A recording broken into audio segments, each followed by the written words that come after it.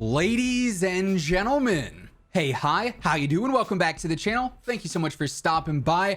Warzone 2 and MW2 are on the horizon. They are coming up very quickly, and it seems like every single week we are getting new official reveals for the games, new teasers, new leaks, and this week we have some very exciting leaks and rumors to break down regarding MW2 and Warzone 2 gameplay. As I'm sure you guys probably know by now, Warzone 2 is being built off of the same engine that MW2 is being built off. Each game are being built from the ground up specifically for this basically upgraded version of the MW 2019 engine. So the features available in MW2 in theory should be available in Warzone 2. There's no reason they wouldn't be. So we've got that to break down today, which is very exciting. We also have some smaller details on what we could see sort of spanning between Warzone 2 and DMZ, which we're going to start first with today. That is the Intel missions. If you recall, back in MW 2019's era of Warzone, it seemed like for a couple of seasons there, bi-weekly, we would get brand new Intel mission drops, which basically those were telling the story of Warzone, how Warzone came to be, and it expanded on the Modern Warfare 2019 campaign story. Personally, I loved these. It was super cool. Every week you'd get a new set of missions. You'd have to go in and find a certain location that Ghost sent you. So you go in game, you'd have to find like a secret location, whether it be behind a certain log or inside of a certain room in a specific part of the map. You'd find something to interact with. You'd gain that piece of intel. You'd move on to the next mission. And after you ended up completing it all, you ended up getting like a big clue as to what's going on in the story. We covered these constantly on the channel. Some of you guys might be subbed to the channel because of these intel missions. And like I said, I thought they were super cool. Not only did they expand the lore and the story of Warzone, which, I mean, now in season 5, when we have all sorts of time travel stuff going on with all these characters from the future, advanced weapons, stuff like that, man, Intel would be nice to explain what's going on here. But it was a cool way to tell the story, but also a cool way to get players coming back week after week to do not just battle royale things, but jump in and do some more casual stuff like figuring out these mysteries. And it seems like, at least according to the Ghost of Hope over on Twitter, who we've talked about several times on the channel in the past, he's been the source of a lot of different leaks and rumors that have been proven to be true thus far. So he's got a credible track record.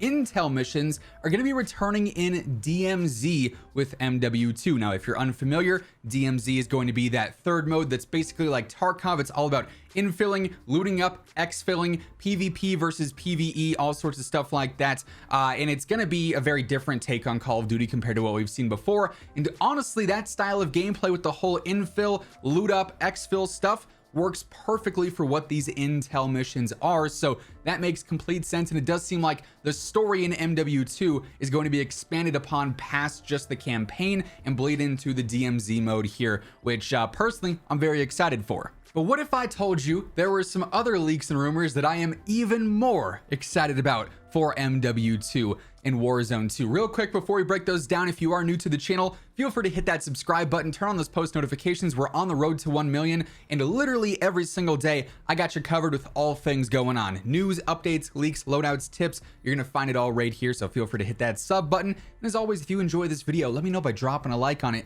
It does really help the channel grow. But moving into this next leak slash rumor from the Ghost of Hope, he recently posted a tweet saying Warzone 2 is going to have an FOV slider on old gen consoles, so the PlayStation 4 and the Xbox One, as well as next gen or current gen consoles, the PlayStation 5 and the Xbox Series X and S, and of course on PC as well. That's already a given since we have an FOV slider on PC in Warzone 1 now. Now keep in mind, this is just a leak. It's not officially confirmed, but all signs point towards this absolutely happening. I mean, given all the context of everything we have now, it would be completely illogical to not have a console FOV slider in Warzone 2 and MW2. And as I mentioned at the start of the video, MW2 and Warzone 2 are built on the same exact engine, the same exact tech, right? So things that work in one game in theory should work in the other, hand in hand, because they are built off of the same underlying engine. And of course, with the beta coming up here, hopefully we get a glimpse of the official FOV slider. With it coming to PlayStation first, we'll have an answer for that right away when the first beta weekend goes live. But I mean, when you, like I said, when you look at all the context here, obviously MW 2019 FOV slider on PC, but not on any console. Then you get to Cold War, that had an FOV slider on old gen consoles and new gen consoles, and obviously PC, and same deal with Vanguard. And of course, Cold War and Vanguard are newer engines than MW 2019's, and now MW2 and Warzone 2, an even newer engine than MW 2019 and Cold War and Vanguard. It's the most advanced Call of Duty to date. Just ask GameSpot. They keep posting about it. So I mean, like I said, it wouldn't make sense to not have an FOV slider, as we are improving the tech year over year. It absolutely should be a thing, and if it's in MW2, it's going to be in Warzone 2 as well. Now that said, while I'm sure plenty of you guys on console, especially on some of the old ones like PlayStation 4 and Xbox One, are super excited to hear that you can finally play on 120 FOV, I gotta preface a lot with saying do not expect the cleanest performance. Warzone 2 especially, MW2 will be a little bit more forgiving because obviously the maps are a lot smaller, there's less to render in, but Warzone 2 on a massive map, playing on a PlayStation 4 and Xbox One, a console that is super old at this point, I mean, it's just not going to have the capability to run smoothly at 120 FOV. The game is built for next gen and current gen with PlayStation 5 and Xbox Series X. So those old gen ports of it essentially are not going to feel like they are the smoothest game you've ever played, especially when you're at that higher FOV. So just keep that in mind. Don't build expectations that you're going to be on the exact level of, a $4,000 gaming PC when you're on a PlayStation 4 and Xbox One trying to play Warzone 2 in the middle of, Modern City, aka high rise at 120 FOV. But yeah, according to Hope, we're gonna finally see that console FOV slider for all platforms and PC as well, which is super, super exciting. Keep in mind, again, just a leak as of right now. We should get an official confirmation, maybe with Call of Duty next, or like I said, when the beta drops for PlayStation, we should get some good info there too. But very exciting, despite it just being a leak or a rumor as of right now. Then the final thing I want to talk about today, also some very exciting news. Hope ended up responding to one of the comments talking about the console FOV slider, and he ended up stating that Warzone 2, as far as he is aware, is not going to be attached to anything. It's going to be its own separate application, and that way it can be optimized in its own ways. It's not directly tied into MW2, like obviously what we have now with MW 2019 and Warzone. They both are on the same application. Even if you don't want to play MW 2019, you have to download a ton of Modern Warfare assets when you download Warzone.